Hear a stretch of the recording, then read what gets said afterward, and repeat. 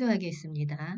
우리는 주님의 영적 군사로 나아가는 길에서 당신의 지혜와 지침을 구합니다. 주님, 당신의 권능과 힘으로 강화되어 어떤 적과도 맞서 싸울 용기를 간구합니다. 우리가 승천과 다스림의 영적 전쟁에서 이기는 데는 우리의 힘이 아닌 주님의 힘이 필요합니다. 주님, 우리에게 주신 강력한 병기를 통해 이 모든 영적 전쟁을 이기게 하옵소서. 감사합니다. 예수님 이름으로 기도하였습니다. 아멘.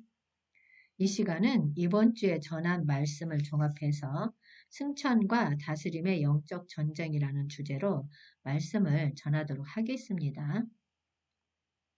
로마서 15장 13절 말씀에 소망의 하나님이 모든 기쁨과 평강을 믿음 안에서 너희에게 충만하게 하사 성령의 능력으로 소망이 넘치게 하시기를 원하노라. 아멘.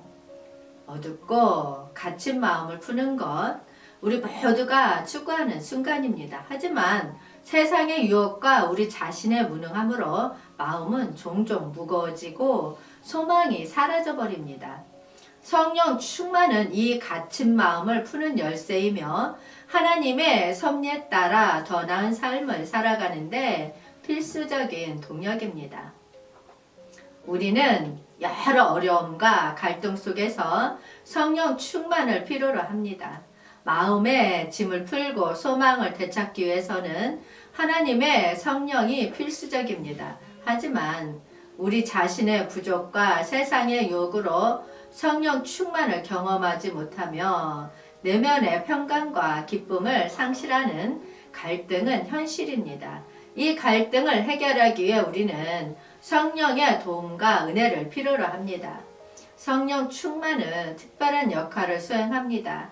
하나님의 말씀을 전파하고 봉사하며 여러 상황에서 하나님의 뜻을 실행하는 데에 필수적인 능력을 제공합니다. 이것은 우리가 하나님과 소통하고 하나님의 섭리를 실행하는 데에 필수적이며 우리를 격려하고 강하게 만들어줍니다. 예수님의 약속과 일치하여 성령 충만은 우리의 믿음을 강화하고 하나님의 섭리를 더 효과적으로 이룰 수 있도록 도와줍니다. 성령의 도움으로 우리의 신앙은 깊어지고 하나님과 함께 더 깊은 관계를 형성할 수 있습니다. 성령 충만은 내면에서의 기쁨과 평안, 소망, 사랑, 인내 등의 열매를 맺습니다. 이것은 우리의 삶을 변화시키고 하나님의 성령으로 충만하여 강하게 서게 하는 데에 도움이 됩니다. 성령 충만을 경험한 사람들은 모든 상황에서 기쁨으로 살아가며 어떠한 어려움에도 굴하지 않습니다. 이것이 성령 충만이 우리에게 주는 본질적인 열매이며 이로써 우리는 내면에서부터 바깥 세계에 영향을 미치게 됩니다. 우리는 서로 성령 충만을 나누며 함께 하나님의 섭리를 이루어 나갑니다. 이것은 우리의 믿음을 교감시키고 하나님의 섭리를 더 큰 영역으로 전파하는 데에 기여합니다. 성령 충만으로 인한 변화는 단순히 우리 스스로만을 위한 것이 아니라 서로 나누며 세상에 하나님의 영광을 드러내는 과정으로 나아가게 됩니다. 내적 성령 충만을 받는 길로 자신을 비우고 회개의 중요성에 대해서 고린도전서 6장 19에서 20절 말씀을 통해서 보겠습니다. 너희 몸은 너희가 하나님에게로부터 받은 바 너희 가운데 계신 성령의 전인 줄을 알지 못하느냐? 너희는 너희 자신의 것이 아니라 값으로 산 것이 되었으니 그런즉 너희 몸으로 하나님께 영광을 돌리라. 아멘. 우리 몸은 하나님으로부터 받은 것이며 성령의 전이다. 우리는 이를 알지 못하느냐? 우리는 자신의 것이 아니라 값으로 산 것이므로 너희 몸으로 하나님께 영광을 돌리라고 말씀하고 있습니다. 성령 충만을 경험하려면 먼저 마음을 비워야 합니다. 마음은 종종 세상의 염려와 욕망, 제약으로 가득 차게 됩니다. 이러한 것들이 마음을 점령하면 성령은 입장할 곳을 잃고 우리는 하나님의 뜻과 멀어지게 됩니다. 따라서 우리는 욕심을 비우고 마음을 정화함으로써 성령의 충만을 향한 길을 열게 되는 것입니다. 내적 성령 충만은 마음이 비워지고 회개함으로써 시작됩니다. 그리고 우리가 성령 충만을 통해 하나님의 영광을 더 효과적으로 드러내며 서로 나누며 세상을 변화시키는 과정으로 이어집니다. 성경은 고린도후서 7장 1절 말씀에서 그런즉 사랑하는 자들아 이 약속을 가진 우리는 하나님을 두려워하는 가운데서 거룩함을 온전히 이루어 육과 영의 온갖 더러운 것에서 자신을 깨끗하게 하자. 아멘 라고 말합니다. 그리고 로마서 12장 2절 말씀에서는 너희는 이 세대를 본받지 말고 오직 마음을 새롭게 함으로 변화를 받아 하나님의 선하시고 기뻐하시고 온전하신 뜻이 무엇인지 분별하도록 하라. 아멘 라고 권고합니다. 이것은 마음을 비우고 하나님의 말씀으로 채워나가는 과정입니다. 성령이 내면으로 충만히 임하려면 성경과 기도를 통해 하나님의 말씀에 귀를 기울이고 순종하는 삶을 살아가야 합니다. 그리고 마침내 성령 충만은 우리의 마음을 완전히 차지하게 됩니다. 이는 하나님의 영광을 드러내는 것뿐만 아니라 우리 스스로도 참된 기쁨과 평강을 경험하게 됩니다. 여러분, 마음을 비우고 성령 충만하게 하려는 의지를 가집시다. 죄를 버리고 하나님의 말씀에 순종하여 성령 충만을 통해 하나님의 영광을 나타내는 삶을 살아갑시다. 예수 그리스도의 이름으로 내적 성령 충만을 받는 것은 우리의 구원의 시작이자 중보와 소통의 수단이며 하나님의 영광을 드러내고 삶을 변화시키며 예수님과의 깊은 연결을 통한 영적 성장의 시작입니다. 예수 그리스도의 이름으로 바뀌는 우리의 믿음과 하나님과의 관계를 극대화시키는 특별한 순간입니다. 이는 우리의 구원, 중보, 믿음의 표현, 그리고 하나님의 영광을 드러내는 중요한 과정으로 이어지며 우리의 삶을 변화시켜 나가는 길에 큰 힘을 부여합니다. 요한복음 14장 6절 말씀에서 보겠습니다. 예수께서 이르시되 내가 곧 길이요 진리요 생명이니 나로 말미암지 않고는 아버지께로 올 자가 없느니라. 아멘. 여러분, 우리는 이 성경 구절을 통해 예수 그리스도가 우리의 길, 진리, 그리고 생명이라는 엄연한 진리를 듣고 있습니다. 이는 우리가 하나님 아버지와 영원한 관계를 맺기 위한 유일한 길임을 나타내고 있습니다. 예수님은 허위가 아닌 진리이시며 그분을 통해 우리는 진정한 생명을 얻을 수 있습니다. 그래서 이 말씀을 이해하는 것은 중요합니다. 이 구절은 예수 그리스도에 대한 믿음의 필수성을 강조하고 있습니다. 그리스도 없이는 우리가 하나님의 나라로 향하는 길을 찾을 수 없습니다. 이는 예수님의 중재와 희생이 우리에게 주어진 유일한 출구임을 의미합니다. 그러므로 우리는 예수 그리스도를 통해 회개하고 믿음으로 그 이름을 받아야 합니다. 그분은 우리에게 새로운 정체성을 부여하고 죄에서 우리를 해방시킵니다. 예수님의 이름으로 받아들임으로써 우리는 하나님과의 영원한 관계를 찾을 수 있습니다. 또한 이 구절은 우리가 여러 가지 길과 진리가 제시되는 세상에서 오직 예수 그리스도만이 진정한 길이자 진리며 생명임을 분명히 알리고 있습니다. 다른 길들은 일시적인 만족과 허황된 희망일 뿐이지만 오직 예수 그리스도를 통해 우리는 영원한 생명의 출처에 연결됩니다. 그러므로 이 구절을 통해 우리는 예수 그리스도에 대한 믿음의 중요성을 깊이 이해합니다. 예수님은 우리의 길, 진리, 생명이며 오직 예수 그리스도를 통해 우리는 하나님 아버지와 영원한 교통을 맺을 수 있습니다. 이를 통해 우리의 삶은 진리의 길을 따라가며 영원한 생명의 희망을 받을 것입니다. 내적 성령 충만을 믿음으로 받는 것은 우리에게 새로운 삶의 시작을 제공하며 하나님과의 깊은 관계를 형성하고 영적으로 무장되어 성장하며 하나님의 뜻과 일치하는 삶을 살아가고 영적 기초를 강화하여 세상에 빛이 되는 중요한 과정입니다. 요한복음 3장 6절 말씀 보겠습니다. 육으로 난 것은 육이요 영으로 난 것은 영이니 아멘.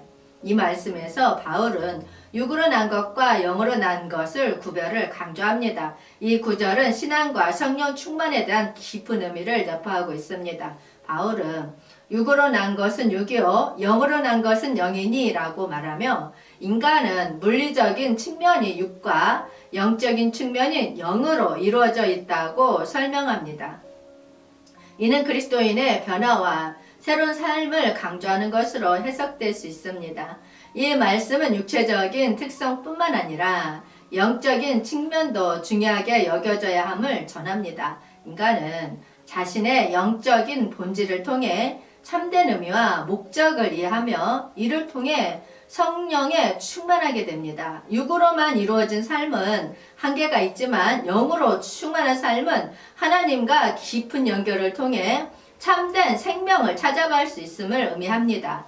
이 말씀을 통해 우리는 단순히 육체적인 뿐만 아니라 영적인 측면에서도 성장하고 성령 충만을 통해 신앙생활에 깊이 몰두해야 한다는 교훈을 얻을 수 있습니다. 이는 자신을 내적으로 변화시키고 성경의 인도하에 순종하는 데 있어 중요한 메시지를 전하고 있습니다. 내적 성령 충만에 비해서 외적 성령 충만을 받는 길은 예배와 찬양, 기도의 생활, 성경의 탐독, 교회 생활, 예수 그리스도의 이름의 빌기, 성령의 역할을 인식하고 신뢰하기, 그리고 성령의 인도에 순종하는 것이 중요합니다. 성령이 우리의 삶에 강력하게 나타나 이루어지는 경험, 이것이 외적 성령 충만입니다. 먼저 성경의 말씀에 귀를 기울이는 것이 중요합니다. 이사야 30장 21절 말씀을 통해서 알아보겠습니다. 너희가 오른쪽으로 치우치든지 왼쪽으로 치우치든지 내 뒤에서 말소리가 내게 들려 이르기를 이것이 바른 길이니 너희는 이리로 가라 할 것이며 아멘. 이사야 선지자의 말씀은 우리에게 오른쪽과 왼쪽으로 치우치는 현실을 담고 있습니다. 우리는 삶의 여러 상황에서 어려움에 부딪히고 혼란스러울 때가 많습니다. 그러나 하나님의 약속은 변하지 않습니다. 그의 인도와 부르심이 항상 우리에게 미치게 됩니다. 이 말씀에서 우리는 하나님의 부르심을 듣고 받기 위해 어떠한 태도를 가져야 하는지를 배울 수 있습니다. 첫 번째로 너희 뒤에서 말소리가 내 귀에 들려 라고 하셨습니다. 이는 주님의 목소리는 항상 우리에게 다가오며 우리를 인도하고 안내하고 인도한다는 것입니다. 하지만 때로는 우리가 바쁘게 움직이거나 자신의 길을 따르고 싶어하는 마음 때문에 그 목소리를 듣지 못할 수가 있습니다. 그렇게 두 번째로는 우리는 이것이 바른 길이니 너희는 이리로 가라 하는 것이며 라는 말씀을 주시는 하나님의 가르침에 귀 기울여야 합니다. 성경은 우리에게 하나님의 마음을 알리고 그의 도리를 통해 우리에게 모든 옳은 길을 안내합니다. 하나님의 말씀을 읽고 듣고 순종함으로써 우리는 하나님의 부르심을 더 분명히 알게 됩니다. 이제 우리는 하나님의 부르심을 받고 그의 길을 걷는 것이 얼마나 중요한지 깨달았습니다. 하나님은 우리에게 자비와 인도로 놀라운 여정에서 우리를 인도하실 것입니다. 그러므로 우리는 그의 부르심을 듣고 성경의 가르침에 따라 행하여 하나님과 함께하는 삶을 살아가기를 간절히 바랍니다. 또한 기도와 교통 속에서 나타나는 외적 성령 충만에 대해서 빌립보서 4장 6에서 7절 말씀을 통해서 알아보겠습니다. 아무것도 염려하지 말고 다만 모든 일에 기도와 간구로 너희 구할 것을 감사함으로 하나님께 아뢰라. 그리하면 모든 지각에 뛰어난 하나님의 평강이 그리스도 예수 안에서 너희 마음과 생각을 지키시리라. 아멘. 바울은 수감 중에 있으면서도 아무것도 염려하지 말고 다만 모든 일에 기도와 간구로 너희 구할 것을 감사함으로 하나님께 아뢰라고 우리에게 훌륭한 충고를 해주고 있습니다. 우리가 어려움에 부딪히거나 불안한 상황에 처해 있을 때 염려와 불안은 자주 함께 다닙니다. 그러나 바울은 그런 상황에서 우리에게 기도와 간구를 통한 해결책을 제시하고 있습니다. 우리는 어떤 일이든지 기도로 하나님께 나아가야 합니다. 그뿐만 아니라 그 기도에 감사함을 넣어야 합니다. 기도와 간구를 통해 우리는 하나님과의 소통을 갖게 되며 그리스도의 이름으로 우리의 필요와 간구를 아뢰을 때에 하나님은 우리의 기도에 하신다고 약속하십니다.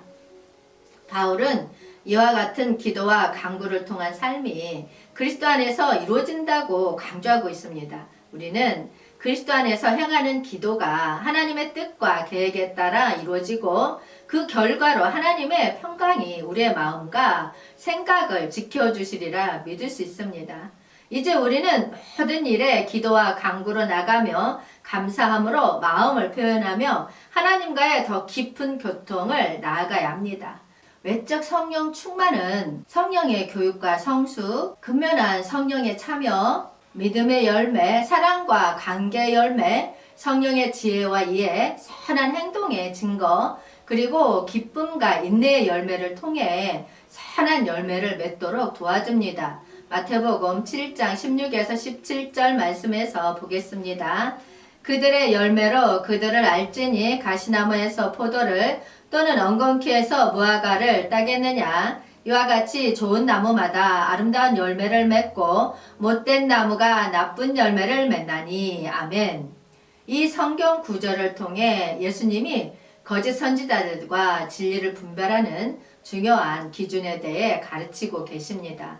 그들의 열매로 그들을 알지니 가시나무에서 포도를 또는 엉겅퀴에서 무화과를 따겠느냐. 이와 같이 좋은 나무마다 아름다운 열매를 맺고 못된 나무가 나쁜 열매를 맺나니 라는 말씀을 통해 우리는 선한 열매를 맺는 것의 중요성과 그것이 하나님의 부르심을 나타내는 기준임을 알 수 있습니다. 가시나무와 엉겅퀴는 성경에서 저주와 부정적인 의미로 자주 언급됩니다. 이들은 땅에 대한 저주와 관련이 있으며 상징적으로는 악과 부패를 나타냅니다. 반면에 포도와 무화과는 축복과 풍성함을 상징하며 성경에서 종종 신의 축복과 가려움을 나타냅니다. 이와 같이 예수님은 우리가 하나님의 부르심을 분별하기 위해 그들의 행동과 열매를 주의 깊게 살펴봐야 한다고 가르치고 있습니다. 성경의 가르침을 실천하고 예수 그리스도의 교훈을 따르는 삶이 바로 선한 열매를 맺는 것입니다. 우리 행동과 삶이 하나님의 뜻과 부르심을 반영할 때 우리는 선한 열매를 맺으며 하나님의 교회와 세상의 복을 가져다 줄 수 있습니다. 그러므로 우리는 항상 하나님의 말씀에 기울이고 예수 그리스도의 사랑과 교훈을 따라가며 선한 열매를 맺을 수 있도록 하기를 소망합니다. 이를 통해 우리의 삶이 하나님의 영광을 반영하며 세상에 하나님의 사랑과 진리를 전하게 되기를 기도합니다. 요한계시록 3장 20절 말씀 보겠습니다. 볼지어다 내가 문 밖에 서서 두드리노니 누구든지 내 음성을 듣고 문을 열면 내가 그에게로 들어가 그와 더불어 먹고 그는 나와 더불어 먹으리라. 아멘. 예수님의 부르심에 대한 응답은 마음의 문을 열고 예수님의 음성을 듣는 것에서 시작됩니다.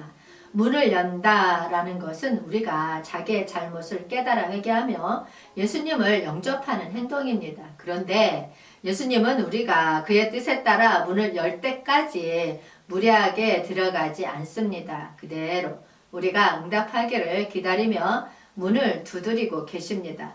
내가 그에게로 들어가 그와 더불어 먹고 그는 나로 더불어 먹으리라 라는 말씀은 예수님과의 식사를 통해 일어나는 깊은 의미를 담고 있습니다. 이는 예수님과의 공동체와 화해, 사랑, 신뢰, 친밀감을 상징하며 더 나아가 우리가 마지막 만찬에 참여할 우리에게 약속되어 있는 것입니다. 여러분, 오늘의 말씀을 통해 우리는 하나님의 부르심이 어떻게 응답해야 하는지를 알게 되었습니다. 우리 모두가 예수님의 부르심에 순종하고 그의 음성을 듣고 마음의 문을 열어 함께 먹는 풍성한 공동체의 삶을 살기를 소망합니다. 결론적으로 성령 충만은 우리가 예수님의 부르심에 응답하여 그분과 교통하며 하나님의 뜻을 따르는 삶에서 나타납니다. 우리의 마음의 문을 열고 예수님을 받아들일 때에 성령은 우리의 삶에 충만함을 가져다 줍니다. 이는 성령이 우리의 모든 부분에 충만하게 되고 예수님과 더불어 삶의 모든 순간을 나누게 됨을 의미합니다. 그렇기에 우리는 성령 충만한 삶을 살기 위해서 항상 예수님의 목소리를 듣고 따르는 것이 중요합니다. 하나님은 우리 각자에게 특별한 부르심과 계획을 주십니다. 그 부르심을 알아차리고 응답함으로써 우리는 성령 충만한 삶을 살아갈 수 있습니다. 그러므로 우리가 예수님의 부르심에 따라 열린 마음으로 걸어갈 때에 성령 충만함이 우리와 함께하리라는 약속을 기억합시다. 그 충만함 속에서 우리는 하나님의 영광을 반영하며 세상에 하나님의 사랑을 전하게 될 것입니다. 모든 것이 예수 그리스도 안에서 이루어짐을 믿으며 예수님의 부르심에 응답하여 성령 충만한 삶을 살아가기를 소망합니다. 종종 우리는 신앙생활에서 하늘에 계신 그리스도의 존엄성과 그에 대한 우리의 관계에 대해 간과하기 쉽습니다. 하지만 에베소서 2장 6절 말씀은 우리가 그리스도와 함께 일어나 하늘에 앉히심을 통해 우리의 신앙이 어떻게 더 풍부하고 깊어질 수 있는지를 우리에게 상기시킵니다. 그러면 에베소서 2장 6절 말씀에서 승천의 이치에 대해서 알아보겠습니다. 또 함께 일으키사 그리스도 예수 안에서 함께 하늘에 앉히시니 아멘. 이 말씀은 그리스도 안에서의 승천에 대한 강력한 진리를 담고 있습니다. 여기서 또 함께 일으키사 그리스도 예수 안에서 함께 하늘에 앉히시니 라는 표현은 우리가 어떻게 하나님의 구원 계획에 참여하고 그 결과로서 어떠한 새로운 이치를 얻게 되는지를 말하고 있습니다. 이는 부활의 은혜를 나타냅니다. 그리스도는 죽음에서 다시 일어나 우리에게 새로운 삶의 기회를 제공했습니다. 그의 부활은 우리가 죄와 죽음의 권세를 벗어나 새로운 삶을 살 수 있게 함으로써 함께 부활한다는 의미를 갖고 있습니다. 승천은 그리스도 안에서 이루어집니다. 그리스도 안에서라는 표현은 우리가 그리스도와 깊은 연합 속에서 새로운 정체성을 찾는다는 것을 의미합니다. 이는 우리가 그리스도와의 관계를 통해 새로운 가족, 새로운 공동체의 일원이 되어감을 나타냅니다. 하늘에 앉히심은 그리스도의 권위와 영광을 나타냅니다. 우리는 그리스도와 함께 하늘에 앉아 있으므로 그의 권세 아래에서 행동하고 하나님의 계획과 목적을 이루는데 참여하게 됩니다. 이는 우리가 하늘적인 시각에서 삶을 인식하고 그에게 행동할 수 있음을 의미합니다. 이처럼 에베소서 2장 6절 말씀은 우리가 그리스도 안에서 찾는 구원의 경험과 함께 새로운 신성한 이치에서 하나님의 권능과 함께 일하는 현실을 강조합니다. 이것이 승천의 이치에서 우리가 얻는 은혜와 책임입니다. 그러면 승천 이치에서의 봉사와 권세를 누가복음 10장 19절 말씀을 통해서 알아보겠습니다. 승천 이치에서의 봉사와 권세는 그리스도 안에서 우리의 특권과 동시에 책임을 나타냅니다. 내가 너희에게 뱀과 전갈을 밟으며 원수의 모든 능력을 제할 권능을 주었으니 너희를 해칠 자가 결코 없으리라. 아멘. 이 구절에서 예수님은 제자들에게 뱀과 전갈을 밟을 수 있는 능력을 주시며 원수의 모든 능력을 제어할 권능을 부여합니다. 이 권능은 승천으로부터 비롯되었으며 그리스도 안에서 우리에게 주어진 특권입니다. 승천의 이치에서의 봉사와 권세는 악령들을 제어하는 능력을 내포하고 있습니다. 예수님은 우리에게 그리스도 안에서 악령들을 제어할 수 있는 능력을 부여하였습니다. 이는 영적 전쟁에서 우리가 악의 세력을 극복하고 이기는 데 필수적인 도구입니다. 뱀과 전갈은 구약 성경에서의 악의 상징으로 언급되는데 여기서는 그 두 생물을 짓밟을 수 있는 능력이 주어진다고 말합니다. 이는 그리스도 안에서 우리가 악의 근원을 극복하고 이기는 힘을 지닌다는 의미이며 영적으로 승리하는 데에 사용될 수 있습니다. 승천이체에서의 봉사와 권세는 원수의 모든 능력을 제어할 수 있는 능력을 포함합니다. 예수님의 권능은 모든 원수의 시도를 무력화하고 우리를 보호하는 데에 충분하다고 약속합니다. 이 권능은 우리를 해칠 자가 결코 없게 합니다. 승천의 이치에서 우리는 예수님의 권능에 의해 온전한 보호를 받으며 어떤 원수도 우리에게 영적 손상을 입힐 수 없습니다. 이처럼 승천의 이치에서의 봉사와 권세는 악령들을 제어하고 악의 근원을 짓밟으며 원수의 능력을 제어함으로써 영적 전쟁에서 승리하는 데에 큰 힘이 되는 의미를 지니고 있습니다. 이 권능을 통해 우리는 그리스도 안에서 온전한 보호와 승리를 경험할 수 있습니다. 승천이체에서는 예수 그리스도의 권능을 나누게 됩니다. 그리스도 안에서 승천의 이체에 있는 우리는 예수님의 권능을 통해 영적 전쟁에서 승리할 수 있습니다. 그 권능은 사단의 계획을 무력화하고 영적으로 강하게 서서 모든 시험과 유혹을 이겨낼 수 있게 합니다. 다음은 승천의 이치에서의 영적 전쟁에 대해서 에베소서 6장 12절 말씀에서 알아보겠습니다. 우리의 씨름은 혈과 육을 상대하는 것이 아니요 통치자들과 권세들과 이 어둠의 세상 주관자들과 하늘에 있는 악의 영들을 상대함이라. 아멘. 영적 전쟁에서의 권세는 그리스도 안에서 우리에게 주어진 것입니다. 그리스도 안에서의 승천이치에서 우리는 그리스도의 권능과 권세를 받게 됩니다. 전쟁에서 승리하기 위해서는 적의 전략과 권력을 알리고 대비해야 합니다. 성경을 통해 악의 영과 그의 작전을 알아내고 기도와 묵상으로 강화하여 영적 근력을 키웁니다. 에베소서 6장 13에서 17절 말씀에서 언급된 각종 갑옷은 진리, 의, 평강, 믿음, 구원, 성령의 말씀을 상징합니다. 이 갑옷들을 입고 우리를 에워싸고 있는 악의 세력에 대항합니다.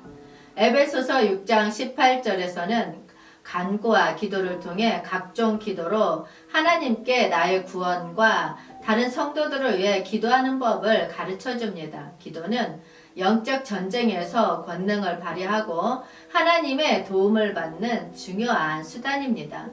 성경을 통해 하나님의 능력을 경험하고 그 말씀으로 영적 전쟁에서 승리합니다. 성령은 영적 전투에서 우리를 인도하고 도우며 우리의 목숨과 믿음의 빛을 비춰줍니다. 성령의 인도에 따라 영적으로 성장하고 승리의 길을 걸어갑니다. 이러한 원칙들을 바탕으로 우리는 승천이치에서 영적 전쟁에서 승리하며 권세로 악의 세력들을 물리치는 데 기여할 수 있습니다. 그리스도 안에서의 승천이치에서 우리는 영적 전쟁에서 이길 수 있는 자유와 권능을 누리며 하나님의 군대로서의 영광스러운 승리를 경험할 것입니다.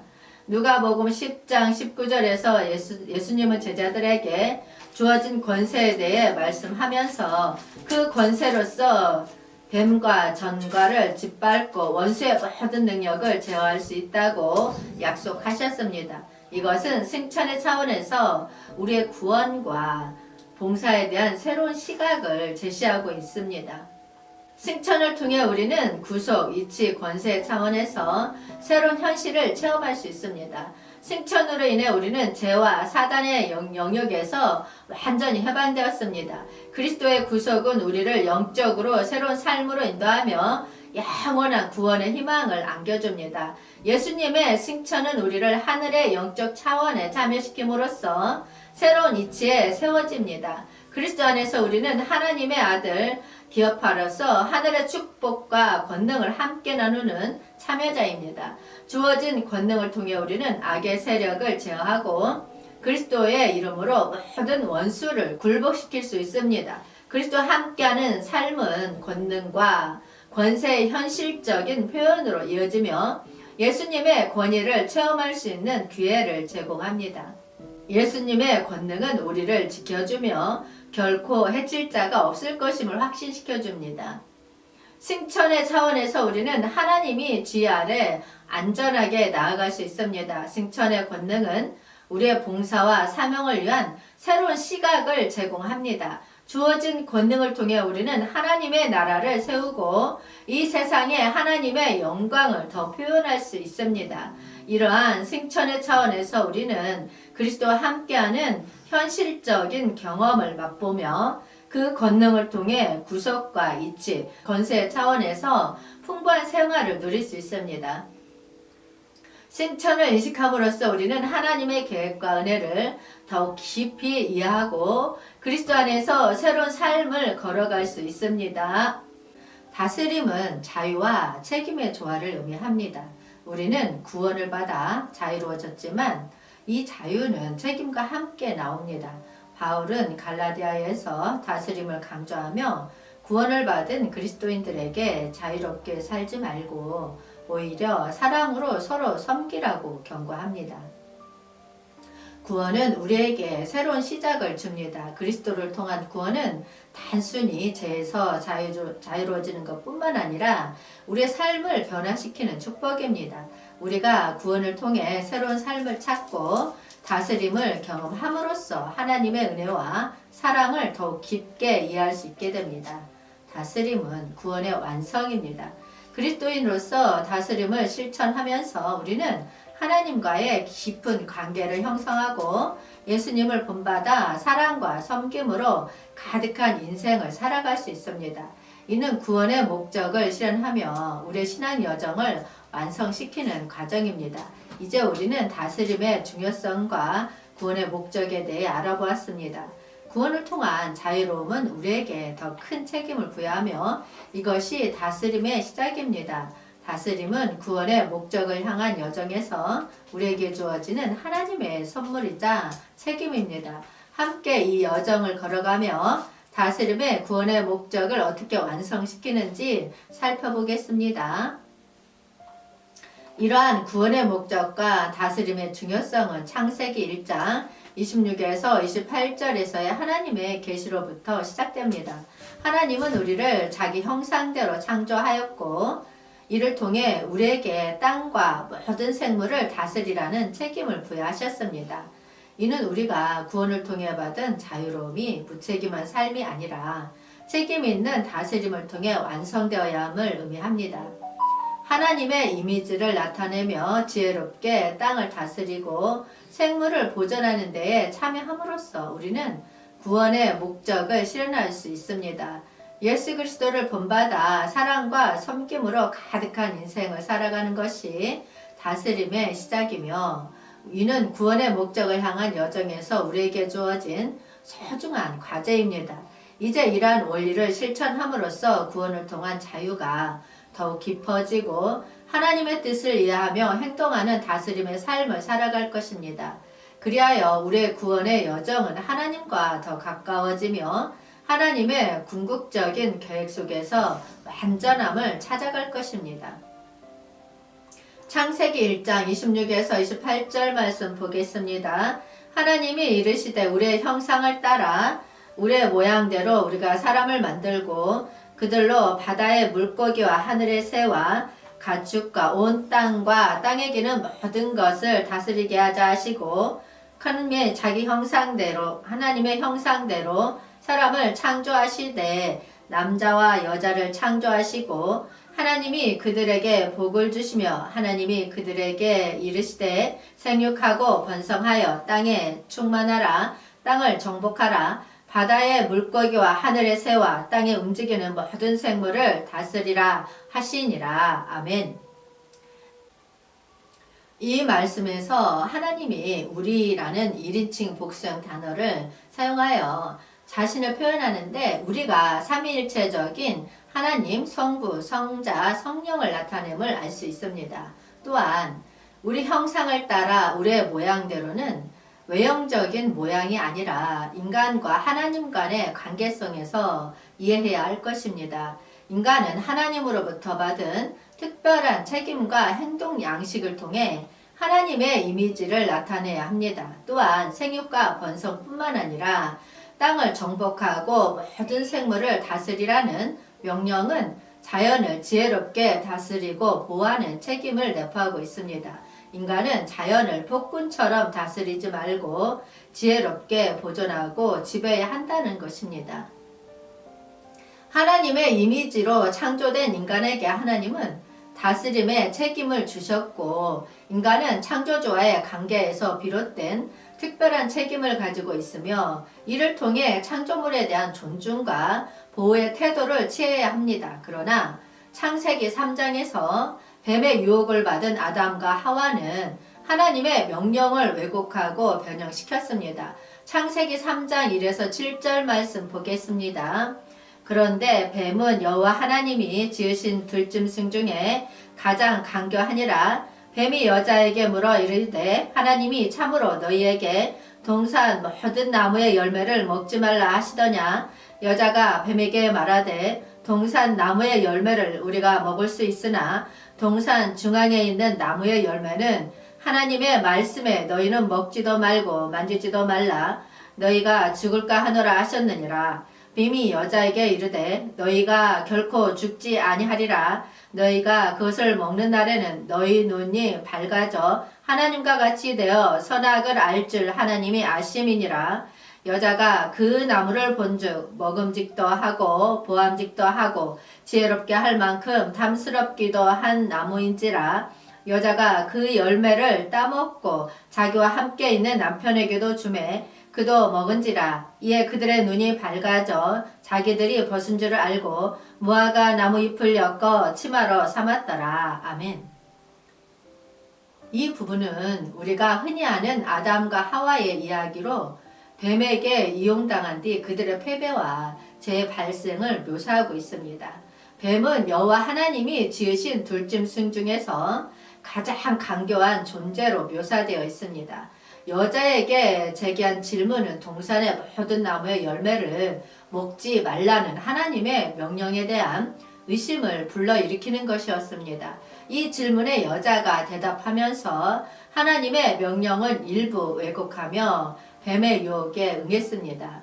여자는 뱀의 유혹에 넘어가 동산나무의 열매를 먹게 되고 그 열매를 남편에게도 주어 먹이게 됩니다. 그 결과로 그들은 눈이 밝아져 벗은 줄을 알게 되었으나 이는 단순히 물리적인 변화가 아니라 선과 악을 알게 되었다는 의미입니다. 그들은 하나님의 교계를 벗어나 세상적인 판단력을 얻었지만 이로 인해 부끄러움과 하나님에 대한 두려움이 생겼습니다. 그들은 하나님과 같이 된 선악과 선악을 알게 된 것이 아니라 오히려 자기들의 패배와 죄로 가득 찬 세상에 발을 디딘 것이었습니다. 이로써 죄의 유혹과 다스림의 왜곡으로 인해 인간은 하나님과의 관계에서 멀어지게 되었습니다. 그러나 여기서 우리는 예수 그리스도를 통한 새로운 다스림이 시작됨을 알 수 있습니다.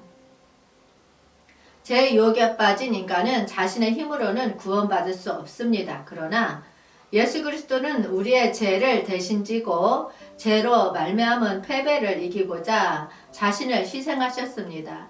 다스림의 왜곡으로 인해 인간은 죄와 분리 그리고 부끄러움의 시작을 경험하게 되었습니다. 그러나 하나님의 구원의 목적은 이러한 다스림의 왜곡을 교정하고 창조물에 대한 원래 책임과 행복한 관계를 복원하는 데 있습니다. 로마서 5장 17절 말씀 보겠습니다. 한 사람의 범죄로 인하여 사망이 그 한 사람으로 말미암아 왕노릇 하였은즉 더욱 은혜와 의의 선물을 넘치게 받는 자들이 한 분 예수 그리스도로 말미암아 생명 안에서 왕노릇 하리로다. 아멘. 이 말씀은 아담의 범죄로 인한 죽음과 대비되는 예수 그리스도의 은혜와 의의 선물을 초점을 맞추고 있습니다. 바울은 아담의 범죄를 통해 인간이 사망에 이르게 되었음을 강조하며 이 사망은 마치 왕처럼 강력한 존재로 나타납니다. 그러나 예수 그리스도의 공로로 말미암아 모든 인생에게는 은혜와 의의 선물이 넘치게 주어졌습니다. 이것은 마치 하나님의 창조가 다시 시작되는 새로운 창조의 시작을 의미합니다. 예수 그리스도의 역사를 통해 죽음의 왕노릇과 그 영향력을 허물게 되었습니다. 이로써 우리는 더 이상 죽음에 속박되지 않고 새로운 창조의 시작 속에서 생명을 향해 나아갈 수 있습니다. 예수 그리스도 안에서 우리는 생명의 소망을 안고 새로운 다스림에 참여할 수 있게 되었습니다. 하나님의 사랑과 은혜를 통해 우리는 예수 그리스도 안에서 새로운 다스림을 받게 되었습니다. 이는 우리가 더 이상 죄와 죽음의 왕노릇 아래에 있지 아니하음을 의미하며 대신에 의로움의 왕노릇 안에서 새로운 생명을 찾게 됨을 나타냅니다. 이러한 은혜와 의의 선물을 통해 우리는 예수님 안에서의 다스림의 풍성함을 경험하게 됩니다. 우리의 향유하는 희망은 더 이상 죽음에 의한 왕노릇에 매여 있는 것이 아니라 새로운 창조와 다스림의 영광에 참여하는 것입니다. 오늘 예수 그리스도를 통한 의인의 다스림의 풍성함을 생각함으로써 우리는 더 이상 죽음의 왕노릇과 죄에 사로잡혀 있지 않음을 깨닫고 예수님 안에서의 풍성한 다스림의 현실을 경험하길 기원합니다. 이 풍성한 다스림 안에서 우리는 하나님의 은혜와 사랑을 더 깊이 이해하며 생명의 새로운 지평을 향해 나아갈 수 있습니다. 이러한 다스림의 복원을 향한 삶은 개인적인 변화와 사회적인 기여의 결합을 통해 이루어집니다. 하나님의 뜻을 따르고 책임있는 다스림의 삶을 살아가는 것이 창조물과 하나님과의 원래의 조화를 찾아가는 여정의 핵심입니다. 갈라디아서 5장 13에서 14절 말씀 보겠습니다. 형제들아 너희가 자유를 위하여 부르심을 입었으나 그러나 그 자유로 육체의 기회를 삼지 말고 오직 사랑으로 서로 종노릇하라. 온 율법은 내 이웃 사랑하기를 내 자신같이 하라 하신 한 말씀에서 이루어졌나니. 아멘. 이 말씀은 우리가 받은 자유를 어떻게 활용하며 서로를 어떻게 다스릴지에 대한 교훈을 제시하고 있습니다. 바울은 갈라디아의 그리스도인들에게 부르심을 통해 얻은 자유를 통해 사랑의 다스림을 실천하라고 권고합니다. 이는 우리가 자유로움으로써 자유를 남용하지 않고 오히려 서로에게 봉사하며 사랑으로 다스리라는 메시지를 담고 있습니다. 바울은 그리스도인들에게 육체의 기회를 이용하지 말고 오히려 사랑을 바탕으로 서로 종노릇하라고 권고합니다. 여기서 육체는 이기심과 욕망을 상징하며 육체의 기회는 그것들을 충족시킬 수 있는 기회를 의미합니다. 이를 피하고 사랑으로 서로 종노릇하는 것이 자유를 올바르게 지키는 길이라고 강조하고 있습니다. 바울은 갈라디아인들에게 온 율법은 내 이웃 사랑하기를 내 자신같이 하라 라는 말씀을 인용합니다. 이는 율법의 본질 중 하나인 사랑의 원리를 강조하는 것입니다. 바울은 그리스도인들에게 율법의 원래적인 뜻을 이해하고 이를 사랑으로 실천하라고 가르치며 이를 통해 다스림의 복원을 이루고자 합니다. 또한 그리스도인들에게 예수님의 사랑을 본받아야 한다고 강조합니다. 예수님은 우리에게 사랑의 본보기이며 그 사랑을 통해 다스림의 복원이 이루어져야 한다고 설명합니다. 우리는 예수님의 사랑을 모범으로 삼아 서로를 사랑하고 이를 통해 다스림의 아름다움을 선보일 수 있습니다. 그러므로 우리는 갈라디아서의 말씀을 통해서 사랑의 다스림이 얼마나 중요하고 아름다운지를 깨달았습니다. 우리의 자유를 통해 사랑의 다스림을 실천하고 예수님의 사랑을 모범으로 세상을 변화시키는데 일조합시다. 사랑으로 다스리는 우리의 모습이 세상의 희망과 변화를 안겨주길 기도합니다. 구원은 우리를 새로운 삶으로 인도하고 하나님과의 화합을 이루는 큰 축복입니다. 바울은 갈라디아서에서의 구원을 받은 그리스도인들에게 이 구원이 자유를 주는 것이 아니라 오히려 다스림의 자유를 통해 새로운 삶으로 나아가는 길임을 설명합니다. 바울은 그리스도인들에게 다스림의 중요성을 강조합니다.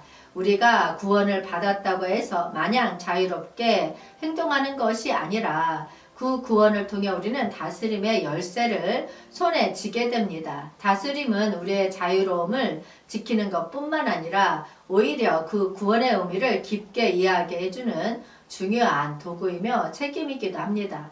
예수 그리스도는 다스림의 완벽한 본보기입니다. 그의 섬김과 헌신, 사랑의 예로서 다스림을 보여주셨습니다. 그의 삶은 우리에게 자유로움 뿐만 아니라 오히려 사랑과 섬김으로 이어지는 다스림의 미덕을 보여주었습니다. 다스림은 우리에게 도전입니다. 우리는 예수님을 본받아 사랑과 섬김의 길로 나아가야 합니다. 바울은 그리스도인들에게 예수님의 사랑을 모방하며 서로 섬기라고 권고했습니다. 이는 쉽지 않은 도전이지만 예수님을 따르는 것이 우리의 구원의 목적을 완전히 이루는 길임을 알게 됩니다. 여러분, 예수님을 본받아 사랑과 섬김의 길로 나아가며 서로 다스리는 미덕을 향한 도전은 우리의 구원을 완성하는 길이 될 것입니다. 예수님의 사랑과 다스림이 우리의 삶을 변화시키길 기대합니다. 현대 사회에서 우리는 육체적인 전쟁과 갈등뿐만 아니라 보이지 않는 영적 전쟁 또한 실제로 일어나고 있다는 현실을 직시해야 합니다. 우리는 눈으로 볼 수 없는 세계에서도 영적 전쟁이 벌어지고 있으며 이는 우리의 믿음, 생각, 감정, 행동을 향한 무형의 전투를 의미합니다. 이 영적 전쟁은 성경에서 묘사되어 있는 것처럼 마귀와 하나님의 사이에서 벌어진 싸움으로 우리의 영혼과 믿음을 둘러싼 중요한 전쟁입니다. 에베소서 6장 12절 말씀에서는 이 현실을 명확하게 확인할 수 있습니다.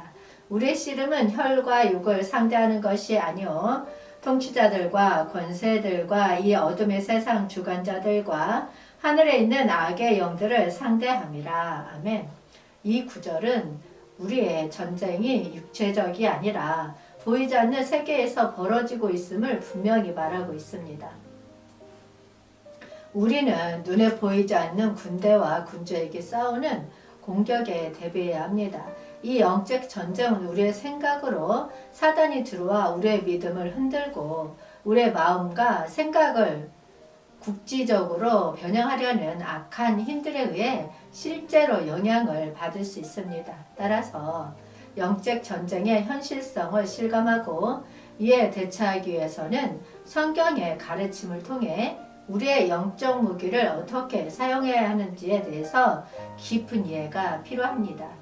오늘 우리는 우리의 생각을 어떻게 하면 지킬 수 있는지 알아보고 성경의 지혜를 통해 어떻게 이 영적 전쟁에 대처하고 이길 수 있는지에 대해 고찰하겠습니다.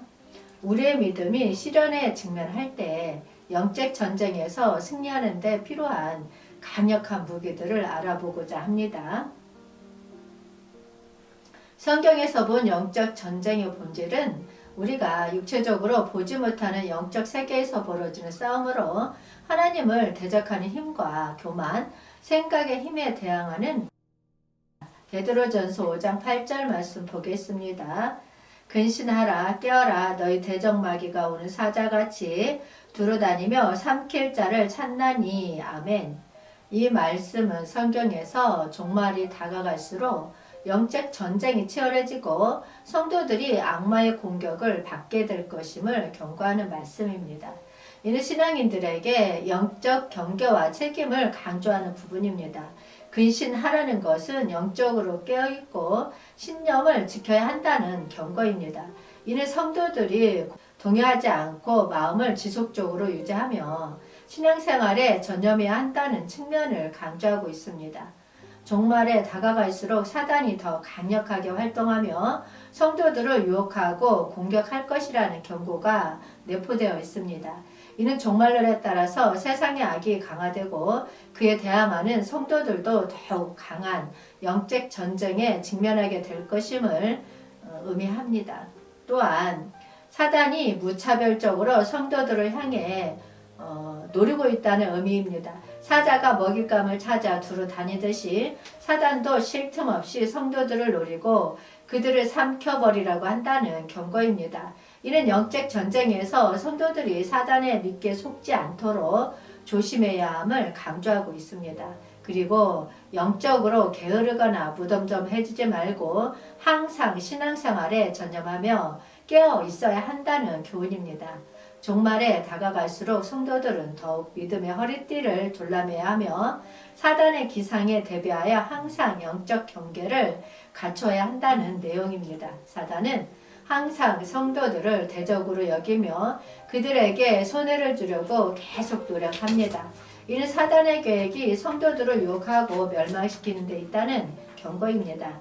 생각, 감정, 행동을 통한 영적 전쟁은 하나님을 아는 것에 대한 교만과 거역이 시작되고 노하고 증오하는 감정은 마귀에게 틈을 제공합니다. 영적 전쟁에서 근신하고 깨어 있으며 그리스도에게 복종하는 생활은 생각, 감정, 행동의 각 영역에서 영적 싸움에서 승리할 수 있는 열쇠입니다. 고린도후서 10장 4절 말씀 보겠습니다. 우리의 싸우는 무기는 육신에 속한 것이 아니요 오직 어떤 견고한 진도 무너뜨리는 하나님의 능력이라 모든 이론을 무너뜨리며 아멘. 이 말씀에서 이 무기는 우리가 육체나 감정적인 충동으로는 이길 수 없는 영적 전쟁에서 사용되는 것입니다. 견고한 진은 우리의 믿음과 성경의 진리입니다. 이는 하나님의 능력으로 견고하게 세워진 것입니다. 이 무기는 육체적인 노력이나 지적인 이론이 아닌 오직 하나님의 능력에서 나오는 영적 무기입니다. 바울은 이 무기가 모든 이론을 무너뜨리며 라고 말합니다. 이는 우리의 생각과 신념, 인간의 지혜를 초월하는 강력한 무기임을 보여줍니다. 영적 전쟁에서는 우리의 생각을 통해 공격을 받는 경우가 많습니다. 하지만 하나님의 능력은 모든 이론을 무너뜨릴 만큼 강력하다는 것을 알아야 합니다. 영적 전쟁에서 가장 먼저 이겨야 할 전쟁은 생각의 전쟁입니다. 우리는 하나님의 능력으로 모든 지혜를 무너뜨려야 합니다. 부정적인 생각, 두려움, 의심은 하나님의 능력 앞에서 허무하게 무너집니다. 또한 감정적인 공격은 무시할 수 없는 전쟁입니다. 감정적인 상처와 두려움을 하나님의 은혜와 사랑으로 극복하며 강하게 서 있을 수 있습니다. 그리고 영적 전쟁에서 승리하려면 행동도 중요합니다. 하나님의 능력은 우리를 모든 행동으로 인도할 것입니다. 사랑과 선행으로 영적 전쟁에서 승리하며 주변을 변화시킬 수 있습니다. 바울이 전하는 것처럼 우리의 영적 전쟁의 무기는 육체에 속한 것이 아니라 오직 하나님의 능력입니다. 이 무기로 생각, 감정, 행동의 전쟁에서 승리하고 하나님의 능력을 통해 변화된 삶을 살아가길 기도합니다. 우리의 삶은 우리의 영적 전쟁의 전선에 놓여 있습니다. 마귀는 악의 근원으로서 영적 전쟁에서 우리의 대적자로 나타나며 그의 목표는 우리를 삼키고 멸망시키는 것입니다. 그러나 우리는 하나님의 갑주를 입고 근신하며 그의 전쟁 전략에 대항할 수 있습니다. 에베소서 6장 11절 말씀 보겠습니다. 마귀의 관계를 능히 대적하기 위하여 하나님의 전신갑주를 입으라. 아멘. 이 말씀은 마귀의 관계를 능히 대적하기 위하여 하나님의 전신갑주를 입으라 라는 충고를 제공하고 있습니다. 마귀는 하나님의 대적자로 나타납니다. 그는 공중의 권세를 잡은 통치자로서 성경 여러 군데에서 언급되었습니다. 마귀의 관계는 영적으로 우리에게 미치는 유혹, 속임수, 그릇된 생각 등을 의미합니다. 하나님의 전신갑주를 입으라 라는 충고는 영적 전투에 대한 방어 수단으로 하나님의 갑옷을 입을 것을 권고하고 있습니다. 이는 마귀의 술책에 대항하고 영적으로 강화되어 마귀의 관계에 맞서는 것을 의미합니다. 그러면 전신갑주는 완전 무장한 장비를 상징합니다. 이는 우리가 완전하게 하나님의 능력과 진리에 강화되어 있음을 나타냅니다. 마귀와의 영적 전투에서는 오직 하나님의 전신갑주를 입고 나가야만 우리가 이기고 승리할 수 있습니다. 이러한 마귀는 속임수에 뛰어나며 영적으로 우리를 유혹하고 속이려고 합니다. 그의 목적은 우리를 하나님으로부터 떼어내어 영적으로 약화시켜 멸망시키라는 것입니다. 갑옷은 우리를 마귀의 관계에서 보호하고 영적으로 견고하게 만듭니다. 갑옷은 진리, 의, 평강, 구원, 성령의 말씀 등으로 이루어져 있으며 이것들을 통해 마귀의 공격을 막을 수 있습니다. 이러한 갑옷을 영적 전투에서에 적용하면 기도와 성경 읽기를 통해 하나님의 갑옷을 입습니다. 성경은 우리의 영적 무장의 중심이며 기도는 하나님과의 공감을 강화합니다. 진리와 의로 하나님의 갑옷을 입습니다. 거짓된 생각과 유혹에 빠지지 않고 하나님의 말씀과 일치하는 생활을 지향합니다. 그리고 성령의 인도를 받아 하나님의 능력과 지혜로 강화되어 마귀의 관계에 맞서게 됩니다. 성령은 우리의 가이드이며 우리가 영적 전투에서 이기도록 도와줍니다. 따라서 마귀의 관계를 땡이 대적하기 위해서 우리는 하나님의 갑옷을 착용하며 기도와 성경 읽기를 통해서 믿음의 힘을 얻어가길 기도합니다. 하나님의 전신갑주를 입는 것은 영적 전쟁에서 승리하고 마음을 지키기 위한 필수적인 단계입니다. 근심 없이 깨어있음을 통해 하나님의 뜻을 따르며 성경의 말씀과 기도를 통해 강하고 견고한 마음을 담는 것이 우리의 영적 전투에서 승리의 열쇠입니다. 이러한 방법을 통해 우리는 하나님의 지도 아래에서 마음을 지켜나가고자 합니다. 잠언 4장 23절 말씀 보겠습니다. 모든 지킬 만한 것 중에 더욱 내 마음을 지키라. 생명의 근원이 위에서 남이니라. 아멘. 이 말씀은 아버지가 아들에게 전하는 깊은 지혜로운 충고입니다. 마음은 우리의 생각과 감정의 근원이며 이를 지키는 것이 중요합니다. 아버지가 아들에게 말하는 모든 지킬 만한 것 중에 더욱 내 마음을 지키라. 생명의 근원이 이에게 남이니라. 아멘. 이 말은 깊은 의미를 담고 있습니다. 마음은 우리의 생각과 감정의 근원입니다. 그것을 지키는 것은 우리의 삶의 품질을 결정짓는 것과 직결되고 있습니다. 다양한 영역 속에서 마음을 지키는 것은 삶의 방향을 결정하는 데에 중요한 역할을 합니다. 이 말씀에 지키다라는 것은 주로 감옥이나 성을 보호하는 행위로 사용됩니다. 마치 귀중한 보물을 감춘다는 뜻이 마음을 지키는 것은 소중한 가치를 지켜나가는 것입니다. 그리고 생명의 근원은 마음에서 솟아나는 생명력과 영적 에너지를 의미합니다. 이는 육체적인 삶뿐만 아니라 도덕적이고 영적인 생명에도 적용됩니다. 우리가 마음을 지키려면 무엇을 보고 듣는지에 대해 주의를 기울여야 합니다. 부정적이고 유해한 자극을 피하고 건강한 것을 택하는 것이 중요합니다. 그리고 생각과 감정을 의식적으로 지키려면 우리의 선택이 큰 역할을 합니다. 긍정적이고 건강한 생활을 선택하며 자발적으로 선한 생각을 가지려 노력해야 합니다. 성경과 기도는 마음의 문을 지키는 데 필수적입니다. 하나님의 말씀과 교훈을 통해 마음을 강건하게 하고 기도를 통해 하나님과의 교감을 강화할 수 있습니다. 마음을 지키는 것은 영적 성장과 변화를 가져옵니다. 하나님과 교감하며 성경을 통해 영적인 지혜를 얻으면 생명의 근원이 풍성해집니다. 또한 마음을 지키면 다른 이들과의 관계에도 긍정적인 영향을 미칩니다. 사랑과 이해, 관용을 통해 다른 이들과의 관계에서도 생명이 흘러나올 것입니다. 우리는 아버지의 지혜로운 충고를 통해 마음의 문을 지키는 중요성과 그것이 우리 삶에 어떻게 영향을 미치는지 배웠습니다.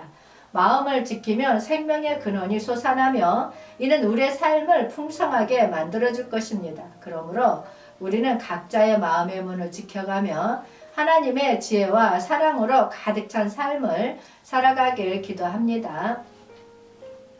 다음 단계는 거짓된 생각과의 싸움입니다. 거짓된 생각은 마귀의 관계 중 하나로 우리의 마음을 유혹하고 올바른 길에서 빗나가게 합니다. 하나님의 전신갑주를 입고 거짓된 생각에 맞서 모든 생각을 그리스도에게 복종시키는 것이 중요합니다. 고린도후서 10장 5절 말씀 보겠습니다. 하나님 아는 것을 대적하여 높아진 것을 다 무너뜨리고 모든 생각을 사로잡아 그리스도에게 복종하게 하니. 아멘. 이 말씀은 우리의 마음에서 일어나는 교만과 거짓된 생각에 대한 전투에 관한 중요한 말씀입니다. 바울은 여러 양립할 수 없는 교만과 거짓된 생각에 대한 경고를 전하고 있습니다. 유대인들은 하나님의 특별한 계약 백성으로서 하나님을 알고 있는 자들이었습니다. 그러나 나무에 달린 자마다 저주받은 자라 할지니라 라는 신명기 21장 23절 말씀에 근거하여 예수님의 복음을 받아들이지 않는 이 지식이 교만으로 이어지면서 그들이 예수 그리스도를 거부하는 자로 전락했습니다. 우리도 자신의 종교나 지식으로 교만해지지 말고 항상 겸손과 감사함으로 하나님을 바라봐야 합니다. 또한 바울은 교만을 이길 수 있는 효과적인 방법 중 하나로 모든 생각을 사로잡아 그리스도에게 복종하게 하기를 제안합니다.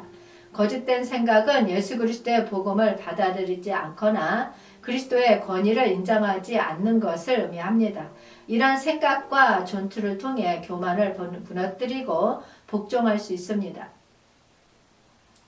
이러한 거짓된 생각은 종종 자아중심적이며 자신의 지식이나 업적에 기대어 교만하게 만듭니다. 이를 극복하려면 항상 하나님의 뜻을 찾고 그에게 복종해야 합니다. 거짓된 생각은 종종 예수 그리스도의 권위를 부정하거나 무시하는 것에서 비롯됩니다. 예수 그리스도를 진실된 권위로 받아들이고 따르는 것이 중요합니다. 성경과 기도는 거짓된 생각과의 전투에서 중요한 도구입니다. 성경을 통해 하나님의 진리를 깨닫고 기도를 통해 예수 그리스도의 권능과 지혜를 구하여 교만을 무너뜨릴 수 있습니다.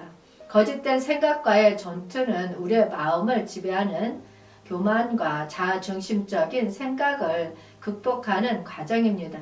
예수 그리스도의 권위를 받아들이고 성경과 기도를 통해 올바른 생각으로 마음을 채우면서 교만을 무너뜨려 나가길 기도합니다. 이러한 영적 전쟁에서 승리하기 위해서는 전신갑주로 무장하고 성령의 도움을 받아야 합니다. 성령의 도움과 함께하는 마음의 변화는 우리의 영적 성장과 삶에서의 긍정적인 변화를 이끌어내는 핵심입니다. 성령의 지도를 받아 마음의 지향점을 바로잡고 올바른 길로 나아가는 것은 우리에게 큰 축복입니다. 로마서 8장 5절 말씀 보겠습니다. 육신을 따르는 자는 육의 일을, 영을 따르는 자는 영의 일을 생각하나니. 아멘. 이 말씀은 육과 영 그리고 성령에 대한 중요한 가르침을 담고 있습니다. 마음의 변화는 육신과 영에 따라 달라지며 성령의 도움을 받아 새로운 생각과 행동으로 나아갈 수 있습니다. 바울은 육신과 영 그리고 생각의 중요성에 대해 다음과 같이 설명하고 있습니다. 육신을 쫓는 자는 죄성에 감염된 육신적 욕망에 무방비한 상태로 돌아오는 사람을 말합니다. 영을 쫓는 자는 세례를 통해 성령을 받아 성령의 인도에 따라 살아가고자 하는 그리스도인을 나타냅니다. 또한 생각은 마음속의 의도를 나타내며 실행에 옮길 의도와 실천적 지성을 가리킵니다. 육신에 사로잡혀 육신적 욕구를 추구하는 생각은 육신의 일을 향하게 되고 성령의 인도에 따라 꾸준히 자아를 갱신해 나가는 생각은 성령의 일로 향하게 됩니다. 마음의 변화는 성령의 인도를 받음으로써 시작됩니다. 성령의 도움을 받아 하나님의 뜻과 계획을 이해하고 따르는 것이 중요합니다. 우리는 성령의 도움을 통해 육신적 소욕을 극복하고 죽일 수 있습니다. 성령은 우리에게 힘과 권능을 주어 육신적 욕망에 맞서 싸우도록 도와줍니다. 성령과 함께하는 마음의 변화는 생각의 지향성을 바꾸는 것에서 시작됩니다. 하나님의 말씀을 통해 마음을 쇄신하고 성령의 인도에 따라 생각을 형성해 나아가야 합니다. 성령의 도움을 받아 꾸준한 삶의 쇄신을 통해 우리는 성령의 열매를 맺을 수 있습니다. 사랑, 기쁨, 평강, 인내, 자애, 선함, 충성, 온유, 절제의 열매가 우리의 생활에서 풍성하게 나타납니다. 여러분, 성령과 함께하는 마음의 변화를 통해 우리는 하나님의 뜻에 따라 생활하고 성령의 열매를 풍성하게 맺어 나갈 수 있기를 기도합니다. 성령의 도움으로 인한 마음의 변화는 올바른 생각의 결과를 낳습니다. 성경의 지혜로 올바른 생각을 갖고 마음을 지켜나가는 것은 생명의 근원을 발견하고 풍요로운 결과를 누리는 길입니다. 함께 성경의 말씀을 통해 올바른 생각의 결과에 대해서 고찰해보고 하나님의 지혜로 우리의 마음을 풍요롭게 하여 삶을 더 풍성하게 만들어 나가도록 하겠습니다. 이사야 26장 3절 말씀 보겠습니다. 주께서 심지가 견고한 자를 평강하고 평강하도록 지키시리니 이는 그가 주를 신뢰함이니이다. 아멘. 이 말씀은 하나님을 신뢰하며 심지가 견고한 사람에게 주어지는 평안과 기쁨에 대한 아름다운 약속을 담고 있습니다. 심지가 견고한 자는 외부의 어떤 변화나 어려움에도 흔들리지 않는 강인한 마음을 나타냅니다. 이는 하나님을 신뢰하고 믿음으로 강화된 마음의 틀을 의미합니다. 하나님은 견고한 심지를 가진 사람에게 평안을 주십니다.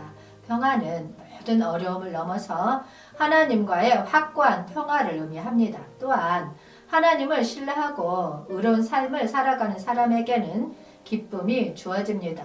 이 기쁨은 외부 환경의 영향을 받지 않는 하나님의 기쁨입니다. 올바른 생각의 시작은 하나님을 신뢰하는 것입니다. 견고한 심지는 하나님에 대한 확고한 믿음에서 비롯됩니다.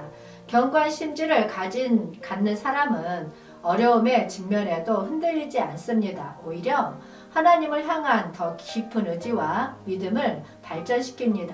하나님을 중심으로 하는 생각은 평안을 가져옵니다. 어떤 상황에서도 하나님과 함께하는 평안을 경험할 수 있습니다.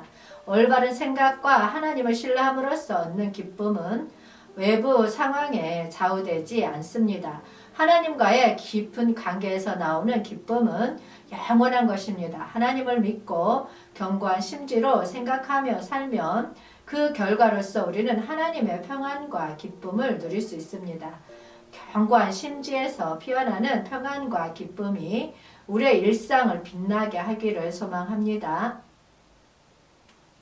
우리가 마음이 올바른 생각으로 충만해진다면 그 결과는 사랑과 자애의 풍요로운 행동으로 나타납니다. 마음을 올바른 생각으로 가득 채우면 그리스도의 사랑과 성령의 가르침에 따른 풍요로운 변화가 일어납니다. 성경은 우리에게 마음을 지키고 올바른 생각을 향해 나아가면 사랑과 자애의 열매가 맺어질 것이라는 희망을 안겨줍니다.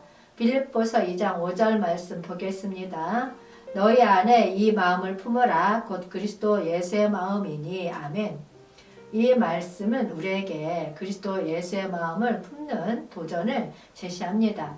그리스도 예수의 마음은 예수님의 선행과 희생, 특히 십자가에서의 사랑과 복종을 의미합니다.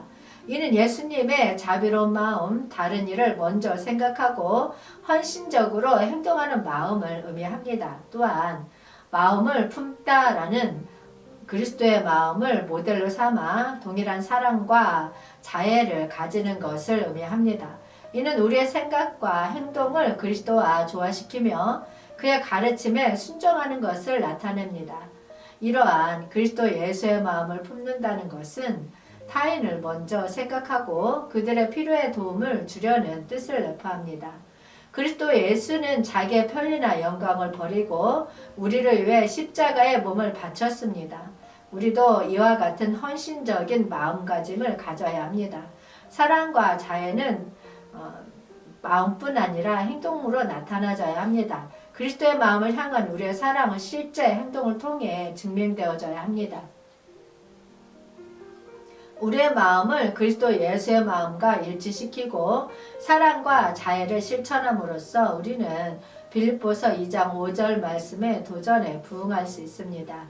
그리스도의 마음에서 나오는 올바른 생각의 결과로서 우리는 주변의 이웃들을 섬기며 하나님의 사랑을 세상에 빛나게 할 것입니다. 성령의 지도는 성경 속에서 우리에게 주어진 큰 은혜입니다. 성령은 성경의 가르침을 통해 우리를 지혜롭게 이끄시고 예수 그리스도의 말씀을 기억하게 합니다. 요한복음 14장 26절 말씀 보겠습니다. 보혜사 곧 아버지께서 내 이름으로 보내실 성령 그가 너희에게 모든 것을 가르치고 내가 너희에게 말한 모든 것을 생각나게 하리라. 아멘. 이 말씀은 성령이 모든 것을 가르치고 기억시켜주는 보혜사로서의 역할을 강조합니다. 보혜사는 그리스어로 도와주는 자, 이로자, 가르치는 자를 의미합니다. 성령은 예수님의 이름으로 보내져 우리에게 모든 것을 가르치고 예수님의 가르침을 상기시켜 줍니다. 모든 것은 주로 예수님의 가르침을 포함하며 특히 사랑의 계명에 대한 교훈을 강조합니다. 성령은 사랑과 헌신에 대한 예수님의 가르침을 우리에게 명확하게 전하고 이를 이해하게 도와줍니다. 우리가 성령의 가르침을 이해하고 받아들이기 위해서는 성령의 리더십을 적극적으로 수용해야 합니다. 성령은 성경을 통해 우리에게 지혜를 전하며 우리가 기억하고 삶에 적용할 수 있도록 돕습니다. 또한 성령의 도움을 바라면서 기도하면 그의 인도에 따라 순종하는 삶을 살아가야 합니다. 이로써 성령의 지도 아래에서 우리는 사랑과 지혜를 얻을 수 있습니다. 보혜사가 우리에게 모든 것을 가르치고 예수님의 가르침을 상기시켜 준다는 약속은 우리를 영적인 성장과 깊은 통찰력으로 인도할 것입니다. 영적 전쟁을 인식하는 것은 우리의 영적 생명을 보호하고 성장시키기 위해 굉장히 중요합니다. 이것이 우리의 마음과 영혼을 지키고 하나님의 뜻을 따르며 사랑과 선의 길을 걷는 데에 도움이 되는 핵심적인 실천 사항입니다. 결론적으로 우리는 영적 전쟁의 존재를 깨달아야 합니다. 성경은 우리가 육체적인 적과 뿐만 아니라 영적인 군대와 싸우고 있다고 경고하고 있습니다. 그리스도인으로서 우리는 악한 영과 미켈란젤로 같은 천사들의 전투가 일어나는 영적 전쟁에 참여하고 있습니다. 이 영적 전쟁에서 우리의 무기는 기도, 성경, 성령의 도움 그리고 사랑입니다. 우리는 하나님의 권능을 빌려 악한 힘에 맞서야 하며 우리의 마음을 성령의 변화와 올바른 생각으로 채워야 합니다. 또한 하나님의 말씀을 통한 영적 전략을 습득하고 이를 썩 적용해 나가야 합니다. 이 영적 전쟁에서 우리는 자신의 능력이 아닌 하나님의 힘을 의지하고 그리스도의 사랑과 희생을 본받아 사랑과 자애의 행동을 적들을 이기고자 합니다. 우리는 하나님과 함께하는 영적 전투에서 승리할 수 있음을 믿으며 예수 그리스도를 모델로 삼아 올바른 생각과 영적 투지를 가지고 삶을 살아가기를 소망합니다. 그러므로 영적 전쟁의 인식은 우리의 영혼적인 건강과 하나님과의 깊은 관계를 형성하는 데에 필수적입니다. 이러한 전투에서 우리는 영적 굳건함과 승리의 기쁨을 경험하며 하나님의 영광을 더욱 빛나게 만들 수 있기를 기도합니다. 기도하겠습니다. 주님의 권능으로 강화된 우리는 영적 전쟁에서 승리하리라 믿습니다. 주님의 성령이 우리와 함께 계시면서 어떠한 적에게도 우리에게 해를 끼칠 수 없습니다. 우리는 주님의 손에 완전히 맡겨 주님의 마음을 따르며 나아갑니다. 우리의 마음을 깨끗하게 정하시고 주님의 뜻에 따라 행하게 하옵소서. 주님의 말씀이 우리의 길을 비추며 성령이 우리에게 지혜와 힘을 주시기를 간구합니다. 이 영적 전쟁에서 우리는 주님의 힘으로 승리하며 주님의 영광을 나타내게 됨을 확신합니다. 주님, 우리의 행적, 언어, 그리고 생각마다 우리를 지도해 주옵소서. 주님의 이름으로 우리를 보호하시기를 간구합니다. 승천과 다스림의 영적 전쟁에서 우리는 주님의 승리를 경험하며 주님의 이름으로 영광을 돌립니다. 우리를 생명의 파멸에서 속량하시고 우리의 모든 병을 고치시고 모든 죄악을 사하시는 주님, 모든 존귀와 영광 받으시옵소서. 아버지, 이 시간도 질병으로 아파하는 자들, 고통 가운데 신음하는 자들이 있습니다. 당신의 치유의 손으로 긍휼히 여겨 어루만져 주옵소서. 당신의 보혈의 피로 덮어주사 깨끗이 씻어 주옵소서. 모든 병마에서 일어날 수 있도록 아버지 도와주시옵소서. 주님, 영적으로 어둠 가운데 있는 사람들, 정신적으로 방황하고 있는 사람들 치유해 주실 줄 믿습니다. 주님, 이들을 위해 기도합니다. 아픈 곳에, 병든 곳에 손을 얹은 즉 즉시 나으리라 하셨습니다. 믿음으로 선포합니다. 병든 곳에, 아픈 곳에, 통증이 있는 곳에 아버지 믿음의 손을 얹고 기도하며 나아갈 때 그 즉시 치료되어지는 기적의 역사가 나타날 수 있도록 축복하여 주시옵소서. 축복하여 주시옵소서. 오 성령님 임하여 주시옵소서. 임하여 주시옵소서. 더욱 임하여 주시옵소서. 더욱 오 성령님 강건하게 임하여 주시옵소서. 강건하게 임하여 주시옵소서. 더욱 강건하게 임하여 주시옵소서. 오 성령님 충만하게 임하여 주시옵소서. 오 성령님 충만하게 임하여 주시옵소서. 오 성령님 충만하게 임하여 주시옵소서. 더욱 충만하게 임하여 주시옵소서. 이 시간 주님께서 신장암을 치유해 주신다고 하십니다. 아멘으로 받고 믿고 나아갈 때 치유의 역사가 일어납니다. 통증은 사라져라. 통증은 사라져라. 통증은 사라질지어다. 혈뇨는 멈출지어다. 혈뇨는 멈출지어다. 혈뇨는 멈출지어다. 식욕은 돌아오라. 식욕은 돌아오라. 식욕은 돌아올지어다. 우리 몸을 괴롭히는 모든 병만은 떠나가라. 병만은 떠나가라. 깨끗하고 온전하게 나을지어다. 깨끗하고 온전하게 나을지어다. 우리 몸을 괴롭히는 모든 병만은 떠나가라. 치유되어 완치된 모습을 바라봅니다. 치유되어 완치된 모습을 바라봅니다. 주님 감사합니다. 주님 홀로 영광 받으시옵소서. 예수님 이름으로 기도하였습니다. 아멘.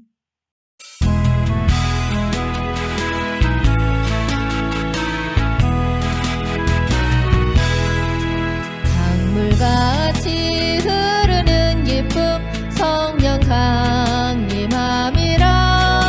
정결한 맘 영원하도록 주의 거처 되겠네. 주님 주시는 참된 평화가 내 맘속에 넘치네. 주의 말씀에 거센 풍랑도 잠잠하게 되도다. 나의 생명 서생케 됨은 성령이 마심이라. 모든 의심 슬픔 사라져 주의 평강 넘치네. 주님 주시는 참된 평화가 내 맘속에 넘치네. 주의 말씀에 거센 풍랑도 잠잠하게 되도다. 하늘에서 담비 내리고 햇빛 찬란함같이 우리 맘에 성령이 많이 주님 보내심이라. 주님 주시는 참된 평화가 내 맘속에 넘치네. 주의 말씀에 거센 풍랑도 잠잠하게 되도다. 생명신에 넘쳐 흘러서 마른 광야 적시니 의의 열매 무르익어서 주스를 기다리네. 주님 주시는 참된 평화가 내 맘속에 넘치네.